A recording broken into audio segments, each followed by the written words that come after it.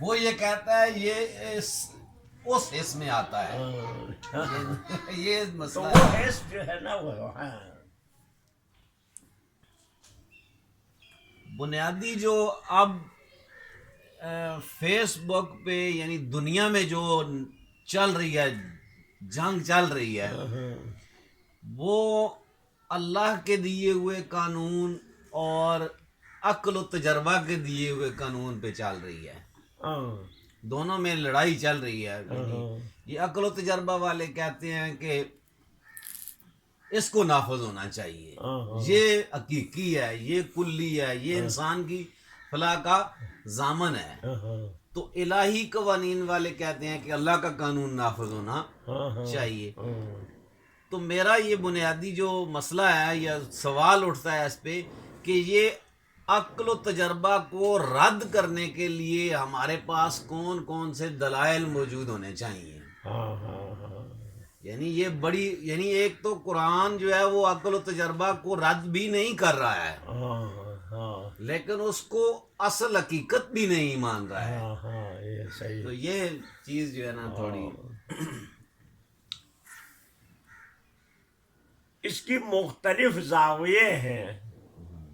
ایک زاویہ یہ ہے کہ آپ جو قانون دینا چاہتے ہیں جی اپنے ماحول کے لیے، اپنے گرد و نواح کے لیے، اپنے محلہ گاؤں وطن کے لیے، علاقے کے لیے دینا چاہتے ہیں، یا آپ پوری انسانیت کے لیے دینا چاہتا ہے۔ جی ایک مسئلہ یہ ہے، ایک مسئلہ سمجھ میں؟ یہ ایک مسئلہ یاد رکھو، پورے دنیا یہ انسانیت کے لیے یورپ والے کتنا علوم میں ترقی کرے وہ نہیں دے سکتا، کیونکہ دوسرے علاقوں کے بارے میں فیصلہ کرنا اس کی بس کی بات نہیں ہے، اس کے عقل میں آنے کی بات نہیں ہے۔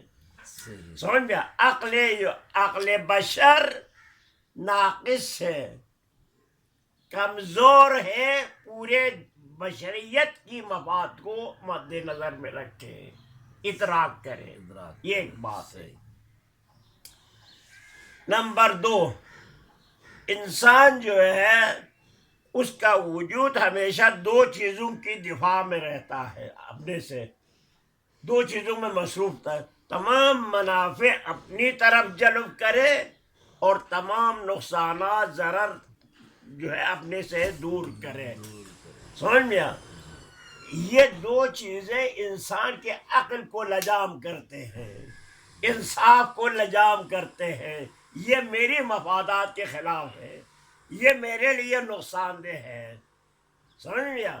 تو دنیا کا ہر انسان جو بھی قانون بنائے گا اس میں پہلی ترجیح اس کی اپنی مفاد ہوگی، اس کے اپنی دفع ضرر ہوں گے، تو لہذا وہ دوسروں کے لیے مفید قانون وضع نہیں کر سکتا ہے۔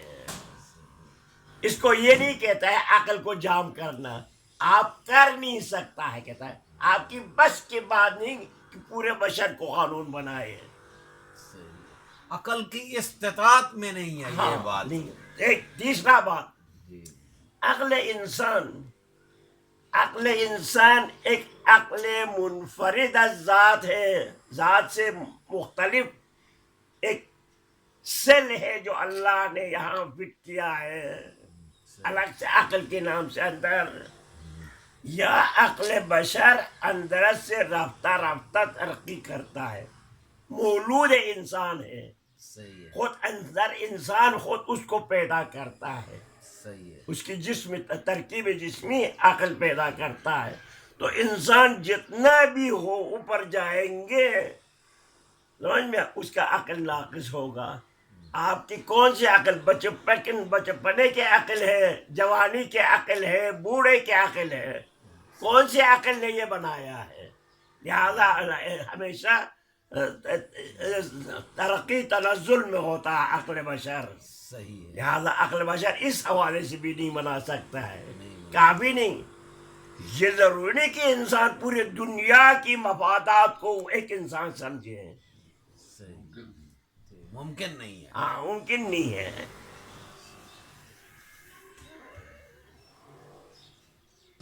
اور نکات بھی اکٹھے کرنے ہیں. عمر کیا عمر ہے اور ہوگی تو جس کی 300 سال ہو اس کی اور ہوگی. اس لیے بھی عقل ایک جگہ پہ نہیں ٹھہرتی. عقل ایک جگہ پہ ٹھہرتی نہیں ہے. نہیں ہے، بیٹھتا نہیں ہے عقل. بیٹھتا نہیں. عقل دائم و ترقی. جس چیز دنیا کی ہر چیز ترقی میں ہے، عقل انسان ہر چیز ترقی میں ہے. اس کا کہتا ہے، کس چیز کا نام ہے عقل؟ اس یعنی علم کے یعنی یک آخری مرحلے کا نام عقل ہے. تجربے سے گزرنے والے کا نام عقل ہے. لہذا ہمارے پاس جو روایات ہے اصول کافی وغیرہ میں اول ما خلق اللہ العقل، یہ بات غلط ہے.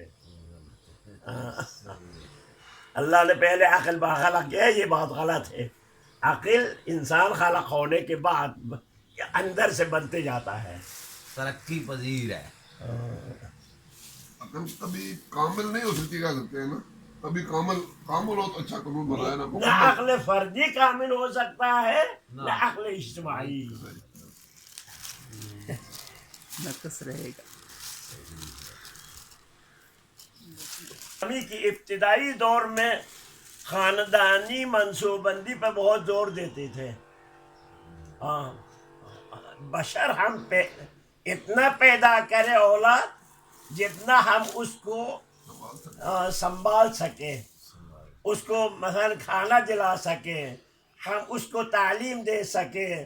تو ہم اگر اتنے بشر بڑھ جائیں گے تو ہم کیسے اس کو سنبھالیں گے؟ لہذا سنبھالنے کے خوف سے یعنی معیار میں پیدا کریں، اس کی استطاعت میں پیدا کریں. تو یہ آیت اللہ ناصر مکاری وغیرہ یعنی سبحانی وغیرہ فرماتے تھے.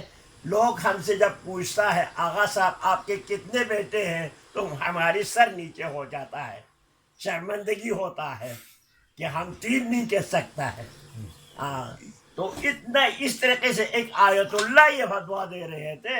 ابھی 20 سال گزرنے کے بعد کہا کہ اس قانون کو ختم کرو، جتنا پیدا ہو سکے کرے. عقل کے فیصلوں میں آج ہم ترمیم کرتے رہتے ہیں. اس کا مطلب ہے ناقص. ناقص ہے.